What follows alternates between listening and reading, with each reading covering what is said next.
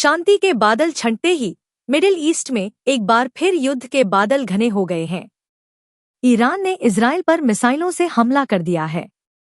यह हमला अप्रैल में हुए युद्ध विराम के बाद पहला बड़ा हमला है। देखते ही देखते पूरा क्षेत्र तनाव की चपेट में आ गया। आइए जानते हैं पूरी खबर विस्तार से। 8 जून 2026 को मिडिल ईस्ट में एक बड़ा घटनाक्रम हुआ। ईरान ने इजराइल पर मिसाइलों की बौछार कर दी। ये पहला मौका था जब अप्रैल युद्ध विराम के बाद ईरान ने सीधा हमला किया। ईरान ने 3 लहरों में मिसाइलें दागी। इस हमले में नेवातिम और तेल नोफ एयरबेस को निशाना बनाया गया। इससे पहले इजराइल ने बेरूत में हमले किए थे, जिसमें 2 लोग मारे गए थे। इसी के जवाब में ईरान ने ये मिसाइल हमले किए। दूसरी तरफ इजराइल ने भी ईरान के अंदर जवाबी हमले किए। इन हमलों में कम से कम 15 लोग घायल हुए। हालांकि अभी तक किसी के मारे जाने की सूचना नहीं है।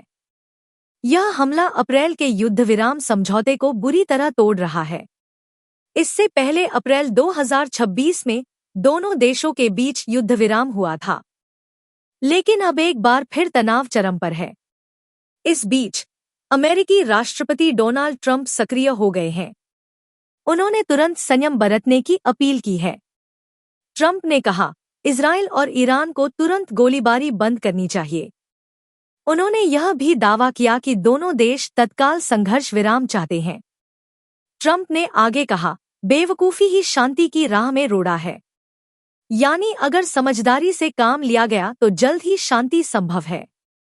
हालात यहां तक बिगड़ चुके हैं कि ईरान ने अपने हवाई क्षेत्र का एक हिस्सा बंद कर दिया है। वहीं इजराइल में हवाई हमले के सायरन बजते रहे।